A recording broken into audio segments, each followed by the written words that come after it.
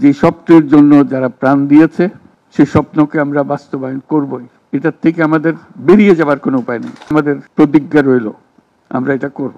আমরা নতুন বাংলাদেশের অফিস এটা করেছি। নতুন বাংলাদেশ গড়ার জন্য আমরা এখানে এসেছি, সেটা যেন সবাই মিলে আমরা করতে পারি। দেয়ালের যে লেখাগুলো যখনই দেখি অবাক লাগে, এত কথা কিভাবে এদের মনে আসলো। এদের পেছনে তো কোনো কবি নাই, কোনো সাহিত্যিক নাই, কোনো পণ্ডিত নাই যে কথাগুলো জোগাড় করে করে দেবে, কিন্তু সারা শহর ছড়িয়ে আছে, অন্যান্য শহরেও আছে। প্রতিটি কথা অত্যন্ত মূল্যবান, ছোট্ট কথা, ছোট্ট ছবি, অত্যন্ত মূল্যবান।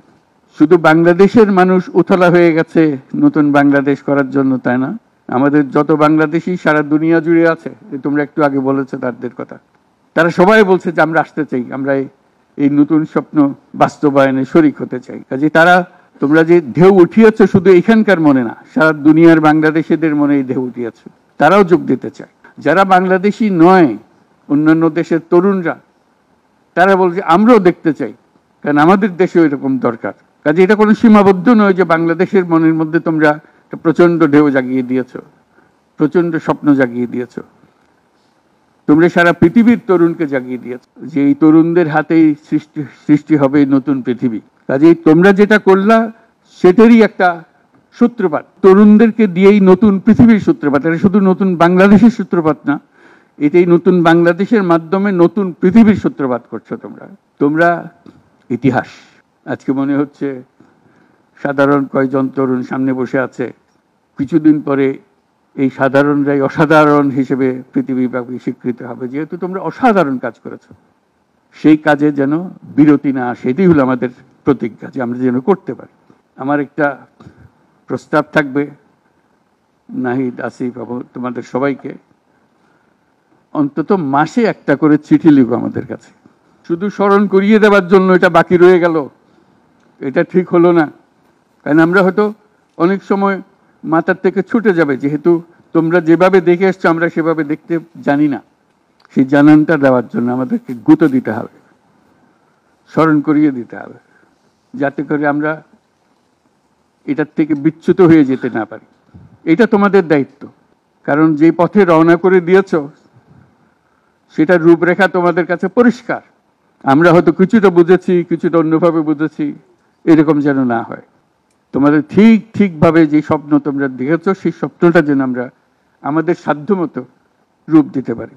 বহু লোক বসে আছে যারা এই দুঃস্বপ্ন থেকে আমরা জেগে ওঠার কারণে তারা দিশেহারা হয়ে গেছে।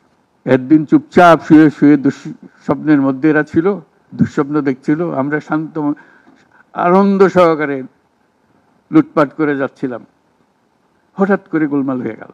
তারা কি চুপচাপ বসে থাকবে? মোটেই না। খুব চেষ্টা করবে আবার তোমাদেরকে দুঃস্বপ্নের মধ্যে যাতে ঢুকিয়ে দেওয়া যায়, তারা শান্তমতে আবার শান্তিতে আবার তাদের রাজত্ব চালাতে পারে। তারা চেষ্টার ত্রুটি করবে না। কাজে যে কাজ শুরু করেছো এই কাজ সমাপ্ত না হওয়া পর্যন্ত এর থেকে বেরিয়ে যেও না। বাংলাদেশের জন্ম থেকে আজ পর্যন্ত এই সুযোগ আর আসে নাই, যে সুযোগ তোমরা আমাদের হাতে তুলে দিলে। এই সুযোগ যেন হাতছাড়া না হয়। এই সুযোগ হাতছাড়া হলে বাংলাদেশের আর কোনো ভবিষ্যৎ থাকবে না। কাজে এইটা যেন শুধু রাষ্ট্র নয়, পৃথিবীর সম্মানিত রাষ্ট্র হিসেবে প্রতিষ্ঠিত হতে পারে, যেহেতু তরুণরা এটার হাল ধরেছে। এই কারণেই এটা ভিন্ন, এই কারণে এটা ইউনিক, অনন্য। এই অনন্য একটা দেশ আমরা তৈরি করতে চাই। তোমাদের চিন্তায় স্বচ্ছ, তোমাদের চিন্তায় সঠিক, এটা মুঠো থেকে ছাড়বে না, হাত থেকে ছাড়বে না, এবং আমাদেরকে স্মরণ করিয়ে দেবে যদি আমরা এটার এই স্বপ্নের থেকে দূরে সরার কোনো কাজ করে ফেলে। আমাদের কারো কোনো ইচ্ছা নাই এই স্বপ্ন বাইরে যাওয়ার, এই স্বপ্ন বাস্তবায়ন করাই আমাদের সার্বক্ষণিক কাজ।